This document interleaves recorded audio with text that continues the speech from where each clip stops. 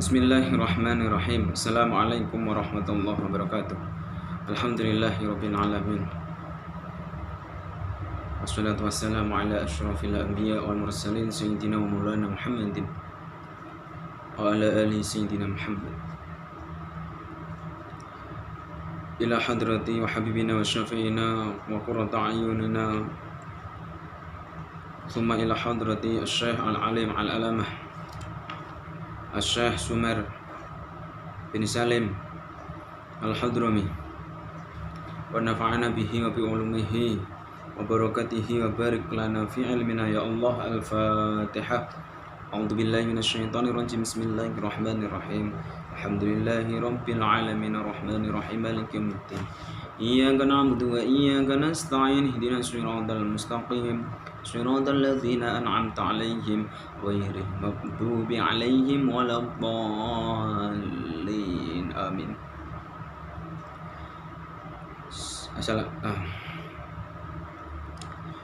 Mari kita lanjutkan pengajian kitab Safinatun Najah dengan mengharap ridha Allah Subhanahu wa taala. Semoga kita dapat kesehatan, dapat ilmu yang manfaat di pengajian kitab pertemuan kali ini. Sebelumnya pada pertemuan yang lalu saya sudah menjelaskan tentang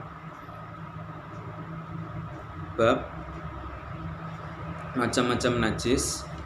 Saya ulangi, macam-macam najis. Najis itu dibagi menjadi salah satu an-najasatu salah satu. Najis yang pertama adalah najis, kemarin dibagi menjadi 3. Yang pertama adalah mughalladhatun. Mughalladhatun itu adalah najis mughalladhah atau najis yang sangat berat. Mukhaffafatun, najis mukhaffafah atau najis yang ringan.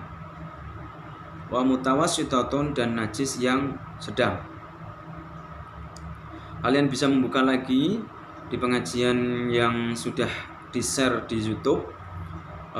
Kalian bisa memahami tentang itu, dan jangan lupa untuk memaknani kitab, karena insya Allah pembelajaran akan aktif lagi di IBS, dan sesuai dengan ketentuan dari SK 4 Menteri bahwasanya Januari insya Allah sekolah bisa berangkat, dan kami sedang mempersiapkan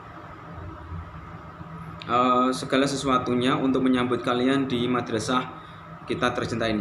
Semoga rencana itu tidak meleset lagi, dan kalian harus bersiap-siap. Semua kitab yang sudah diajarkan oleh ustadz-ustadzah, bentuk baik pun dari itu memaknani kitab, semuanya harus komplit. Dan ketika masuk nanti, kami dari tim Islamic Boarding School akan memeriksa santri-santri yang mungkin di rumah tidak pernah mengaji. Itu akan kelihatan ya. Jadi silahkan untuk mana kitab diniati untuk mencari ridha Allah, mengaji. Kalau orang santri tidak mau mengaji, ya jangan harap untuk mendapat ilmu yang manfaat. Karena seorang santri ya kewajibannya adalah mengaji sing tenanan, sing ikhlas, maka keikhlasan itu akan memberikan ilmu yang manfaat buat kita semua. Amin Allahumma amin. Untuk selanjutnya kita lanjutkan qala al-mu'allifu rahimahullahu taala bihi wa nafa'ana bihi wa bi ulumihi fid dharaini amin. Sampai di bab faslun syurutus sholati samaniyatun taharatul hadatsaini wa taharatu 'anil najasati fi thawb wal badan wal makan wa sitrul aurah wa istiqbalul qiblah wa dukhulul waqti wal ilmi bi fardiyatiha wa alla yaqtaqida fardhan min furudiha sunnatan wajtinabul mubtilat. Jadi pada pertemuan kali ini kita akan membahas tentang syarat-syarat sholat. Diperhatikan, jangan sampai salah pemahaman dalam mendengarkan pemahaman ini, karena berkaitan dengan ubudiyah kita. Sekali lagi anak-anakku, santriwan maupun santriwati program Qiraatul Kutub, semoga kalian bisa memahami. Mari kita memaknani. Silakan dibuka kitabnya Bismillahirrahmanirrahim. Faslun utawi ikilah pasal nerangake syurutus sholati utawi pira-pira syarate salat iku samaniyatun ana 8. Taharatul hadatsaini, suci saking hadas loro. Wa taharatu, lan suci anin najasati saking najis.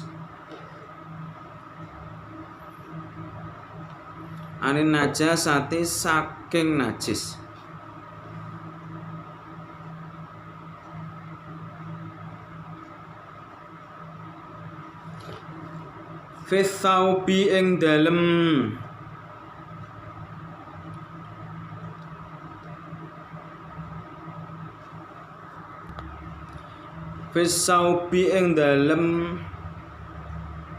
klambine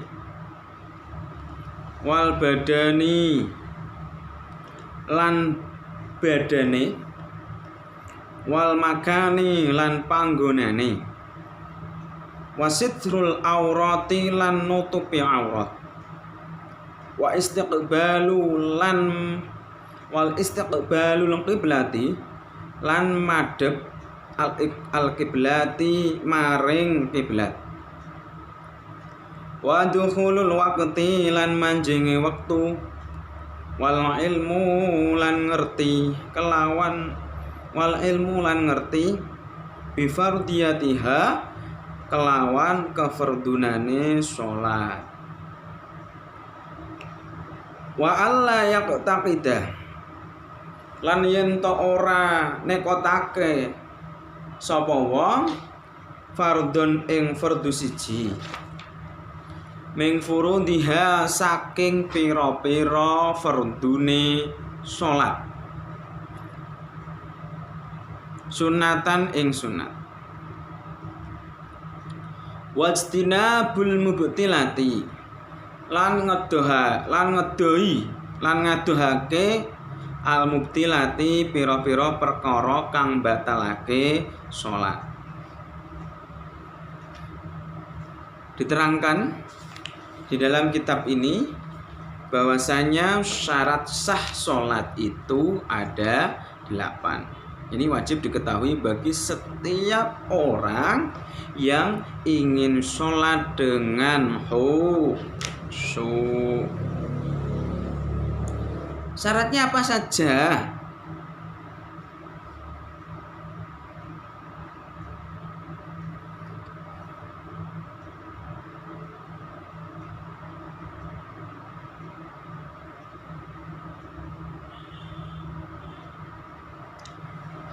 Yang pertama adalah taharatul haditsaini. Ada 8 aspek ya, 8 aspek ini merupakan syarat dalam mempersiapkan ketika kita mau sholat ya. Sekali lagi 8 kriteria ini, 8 syarat ini harus dipersiapkan dan diperhatikan saat kita melakukan sholat, saat hendak melakukan sholat. Yang pertama adalah bersih dari hadas ya. Hadas itu ada berapa? Hadas ada 2, hadas kecil dan hadas besar. Kalau hadas kecil itu cukup dengan menggunakan air wudhu untuk menyucikan dari hadas kecil tersebut. Tetapi kalau hadasnya besar maka harus dengan mandi. Masih ingat? Saya yakin kalian juga masih ingat. Nawaitul wudu'a li raf'il hadasil asghari fardhu lillahi ta'ala. Niatnya saat wudhu adalah seperti itu. Jangan lupa diperhatikan saat membasuh mukanya ya. Jangan lupa untuk berkumur terlebih dahulu. Sunah-sunahnya juga diperhatikan. Jangan asal wudhu tok sudah selesai. Jangan kayak orang bodoh ya. Diperhatikan ketika kita wudhu itu akan menjadikan kunci daripada ketika kita hendak sholat.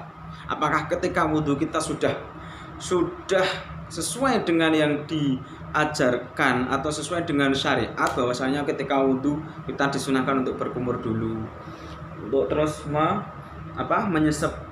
memberikan air sedikit di hidung kita, terus baru setelah itu membasuh muka. Saya ulangi lagi dari ini ke sini ya, nanti dari mukanya ini ke sini semuanya harus rata. Disunahkan 3 kali untuk bisa wudhunya. Kemarin sudah saya terangkan, terus di bagian ini diperhatikan, nanti bisa dibuka di bagian bab wudhu, bagaimana cara wudhu, dan kalau tangan sampai sini, kalau tangan juga sampai di atasnya siku ini, terus kedua telinganya, terus sampai di atas dari polok kaki, itu harus diperhatikan apakah sudah basah atau belum. Maka disunahkan untuk membasuhnya sampai 3 kali, dan kedokteran itu juga baik sekali untuk kita ya.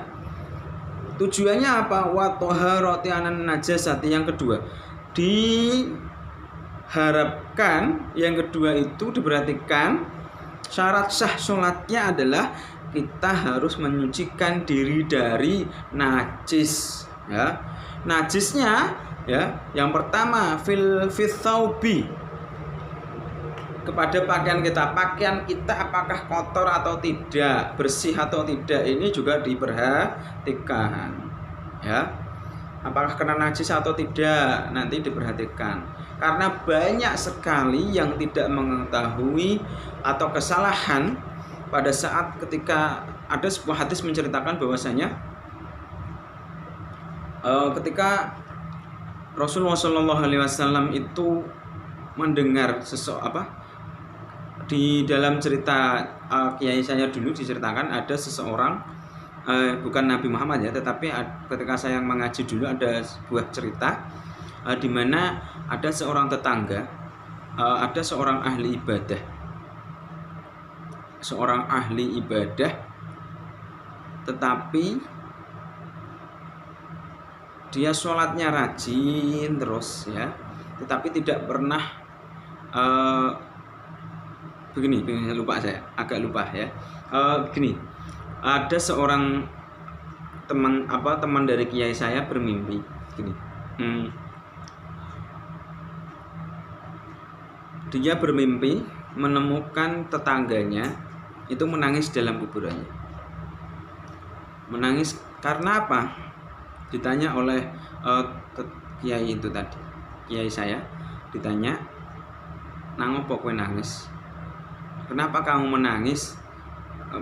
Kamu menangisi orang yang sudah mati itu tidak ada gunanya. Hendaklah kamu berikhlas." Sudah, orang ini cerita kepada kiai saya, "Pak atau Nyai, saya tadi kemarin bermimpi bertemu dengan saudara saya yang sudah meninggal. Dia di kuburannya itu sangat gelap sekali." Terus kenapa? Saat itu saya bertanya pada dia, "Nang opo kuburanmu kok peteng?"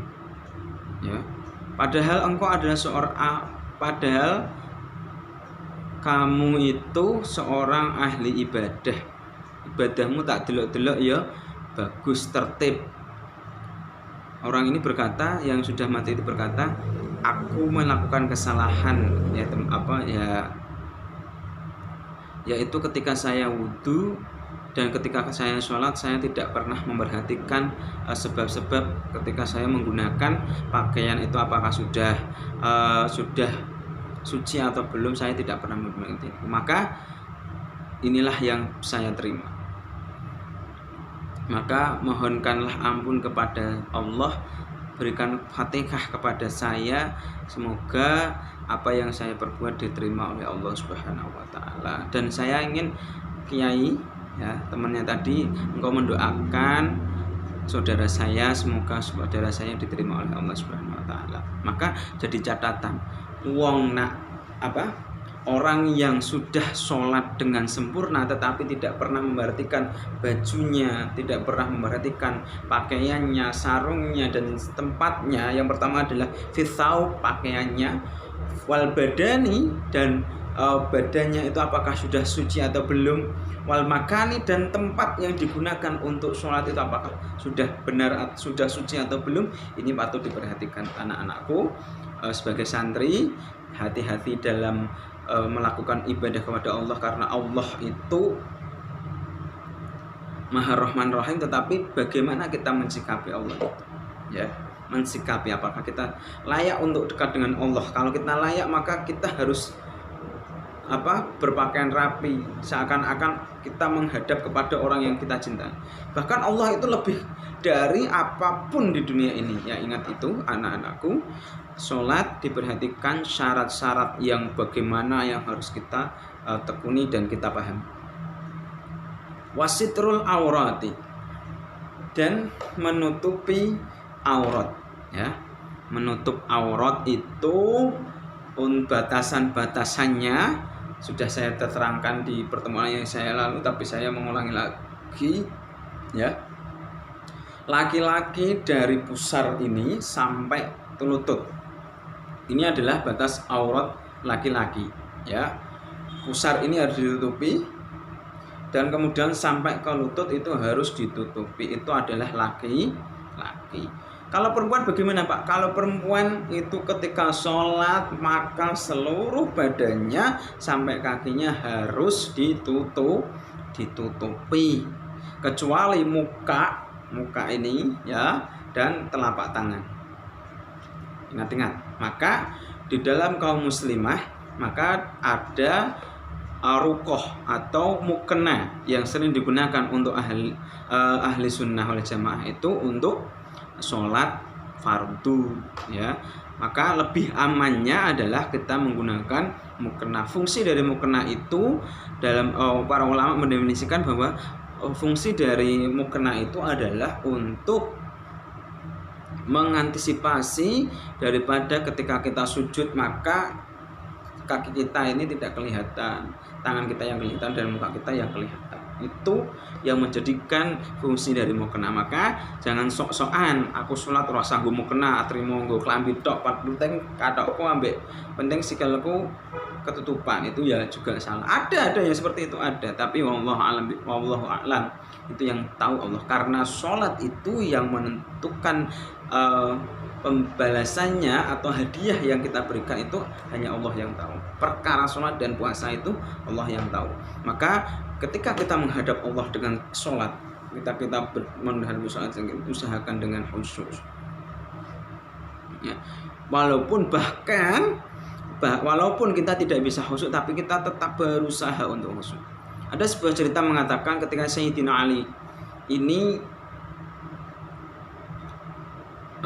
ketika di suatu majelis Rasulullah SAW pernah menguji para sahabatnya, ya, siapa yang bisa sholat dengan khusyuk maka saya akan menghadiahi sarban yang saya pakai ini. Nah, para sahabat ini tidak ada yang berani kecuali Sayyidina Ali karamallahu wajhah. Sayyidina Ali ini langsung angkat tangan, ya Rasulullah, ya Rasulullah. Ali, silahkan Ali. Bahkan Sayyidina Ali di dalam sebuah riwayat dikatakan Sayyidina Ali itu ahli khusyuknya sholat, ya, khusyuknya sholat.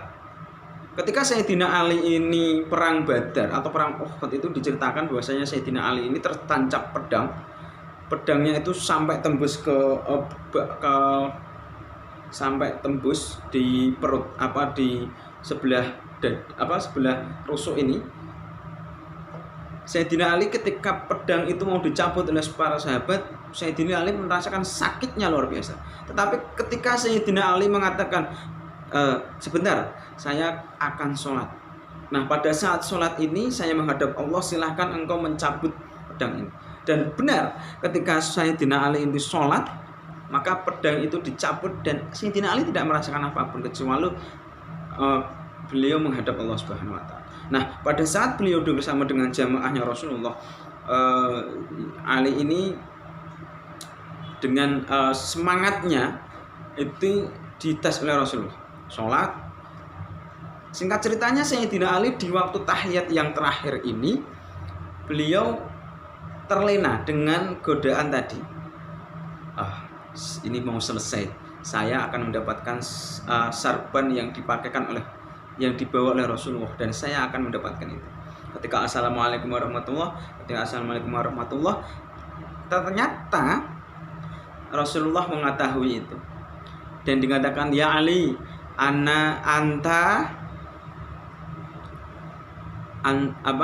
dalam bahasa Indonesianya, ya Ali, kamu tidak bisa lulus dalam ujian saya. Ya Rasulullah, kenapa ya Rasulullah? Tidakkah engkau menyadari ketika engkau sudah tahiyat akhir dan engkau mau salam, engkau mengatakan di hatimu bahwasanya kamu ingin memperoleh serban yang saya berikan. Itu bukan karena Allah, tetapi engkau karena hadiah. Maka sholatmu itu tidak sah. Maka sekali lagi saya katakan, Rasulullah itu saat itu berkata kepada sahabat-sahabatnya, sholatlah dengan khusyuk, dengan tidak memandang apapun, seakan-akan engkau menghadap di hadapan Allah Subhanahu wa taala. Ka'annaka ta'budu. Seperti engkau dekat dengan Allah. Maka sholatlah dengan khusyuk, dengan istiqomah, dengan ikhlas, dengan tumaninah, yang walaupun kita tidak bisa, tetapi kita tetap berusaha untuk menghadap Allah Subhanahu wa taala. Wa istiqbalul kiblati, dan harus mengarah ke kiblat. Kiblatnya mana, Pak? Ke arah barat, agak menjorok sedikit. Nah, karena ada imam lain mengatakan, tetapi ya kita sangkal dengan innama amalu binniyat. Sesuatu itu bergantung pada niat kita. Niatnya kita sudah menghadap Allah, insya Allah Allah akan tahu tentang apa yang kita niatkan kepada Allah. Kata Allah, ana ing dandani abdi. Allah itu prasangkanya seperti hambaku. Aku itu ana ing dandani abdi. Aku berprasangka seperti hambaku berprasangka kepadaku. Kata Allah. Maka ketika kita sholat, ya jangan terus menghadap ke timur, ke barat, ke utara, tapi kita sudah diberikan arah oleh dalam Al-Quran, sudah ada dalam hadis Rasulullah juga ada istiqbalul kiblati. Ketika kita sholat, maka kita harus menghadap ke arah kiblat. Kiblatnya kita mana? Makkah, Ka'bah yang berada di Makkatul Mukarramah. Insyaallah kita akan bersama. Allahumma amin. Wadukhul, yang selanjutnya wadukhulil waqti, dan masuknya waktu sholat, ya, masuknya waktu sholat. Ojo terus urung masuk waktunya sholat kok kamu sholat, ya itu ya ajaran yang sesat, ajaran yang salah. Urung waktune duhur kowe wis sholat duhur se. Urung ana adzan kamu sudah sholat duhur se. Sholat subuh ya gitu. Maka diperhatikan waktu saat waktu duhur, waktu isya, waktu asar itu sudah ditetapkan. Dan zaman sekarang itu zaman modern. Kalian bisa lihat di di aplikasi, ada aplikasi yang di situ ada suara adzan pas waktunya, maka suara itu akan adzan dengan sendirinya. Itu ada aplikasinya. Sama ini zaman modern, maka jangan khawatir. Wal ilmi bi fardiyatiha. Yang ke berapa berarti? Ke-7, ke-6. Yang ke-6 adalah mengetahui fardu-fardunya sholat. Mengetahui apa? Fardu-fardunya sholat. Dan tidak menyalahi bahwasanya ya, tidak menyalahi atau tidak meyakini fardu-fardunya sholat itu sebagai sunnah. Mompomo sholat subuh kok 3 sunnah, jangan. Terus tetapi ya, disunahkan sebelum sholat duhur atau sebelum sholat fardu, kita disunahkan untuk sholat qobliyah dulu, qobliyah duhur, ba'diyah duhur, qobliyah asar, terus ba'diyah sunah muakkad itu ba'diyah maghrib, qobliyah isya, ba'diyah isya, qobliyah subuh. Itu yang sunah-sunahnya nanti diterangkan di hadis-hadis yang lain yang akan saya terangkan di pembelajaran kita kali ini. Ya, diperhatikan. Yang terakhir adalah wajtinabul mubtilati, menjauhi perkara-perkara yang membatalkan sholat. Itu harus juga diperhatikan bahwasanya ada syarat-syarat yang harus kita penuhi sebelum kita melaksanakan sholat. Berbeda dengan syarat-syarat wajib yang harus kita lakukan, ya, syarat-syarat wajib yang kita harus lakukan dalam agama Islam ini, ya kita harus tahu tentang ada syarat-syarat wajibnya. Kalau ini kan syarat sebelum kita sholat, tetapi ada syarat wajibnya, itu juga harus Islam, juga harus balik, juga harus berakal. Kalau kita tidak berakal, tidak diwajibkan untuk sholat. Juga harus suci dari hadas dan hadas, terus tidak dalam keadaan haid, terus suci dari apapun itu. Kita harus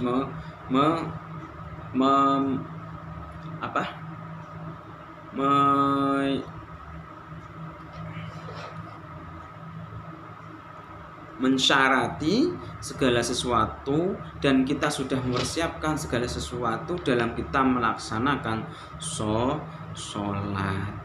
Intinya adalah ketika kita sholat harus diperhatikan bacaannya juga.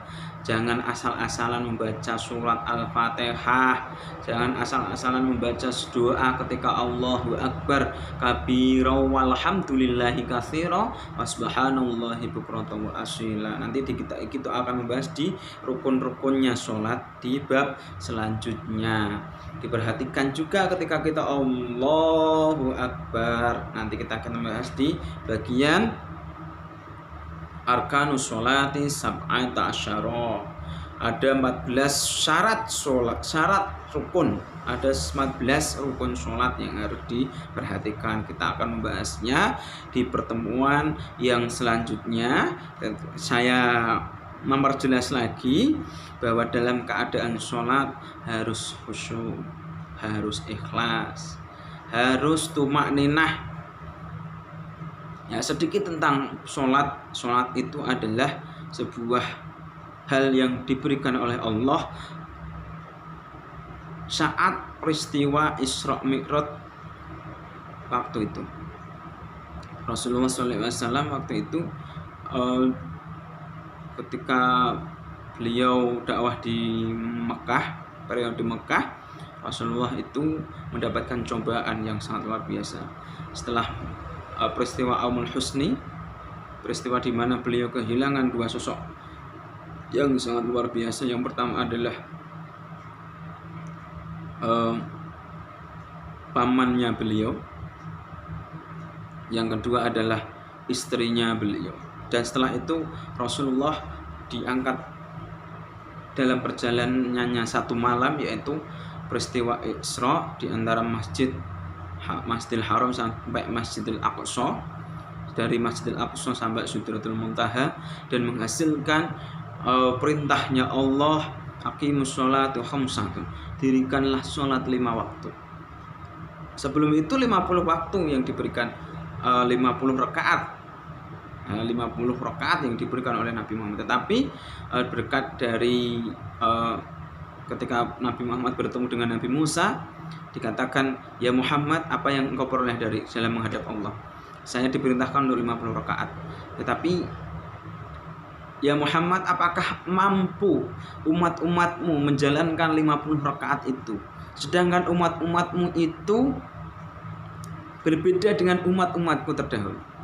Umat-umatmu itu fisiknya mungkin tidak sefisik saya, sefisik dari nabi-nabi yang lain atau umat-umat nabi yang lain. Maka Nabi Muhammad menghadap, ya Allah, apakah tidak keberatan di dalam umatku untuk mengerjakan apa yang engkau perintahkan ya Allah. Maka singkat ceritanya, kita diberikan 5 waktu dalam sehari dengan 17 rakaat yang harus kita kerjakan dengan 5 waktu zuhur, asar, maghrib, isya, subuh. Dan harus diperhatikan lagi bahwa sholat itu adalah yang diperintahkan oleh Allah Subhanahu wa taala. Shallu kama ra'aitumuni usolli. Sholatlah seperti apa yang aku kerjakan, kata Rasulullah SAW. Maka anak-anakku, pada pembelajaran kali ini kita harus bersyukur pada Allah Subhanahu wa taala karena kita adalah umat Nabi Muhammad, bukan umat nabi yang lain.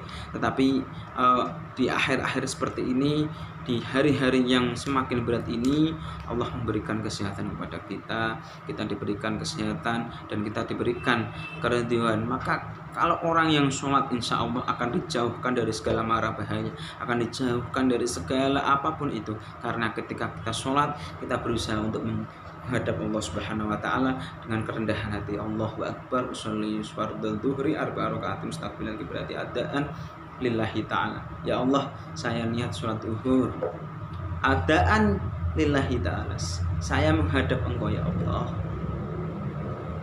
Maka usahakanlah sholat dengan baik, usahakanlah sholat dengan ikhlas, usahakanlah untuk memperhatikan bagaimana kita sholat nanti. Ketika kita sholat harus memperhatikan syarat-syaratnya, harus memperhatikan bagaimana kita dalam menjalankan sholatnya. Itu saja yang mungkin saya bisa sampaikan dalam pembelajaran kali ini.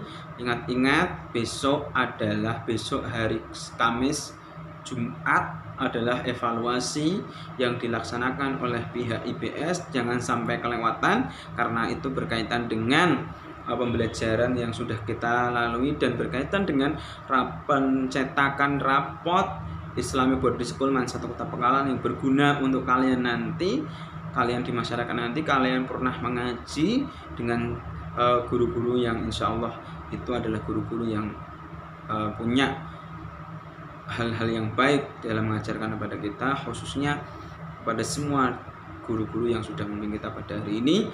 Terima kasih. Wallahu a'lam bishawab. Wassalamualaikum warahmatullahi wabarakatuh.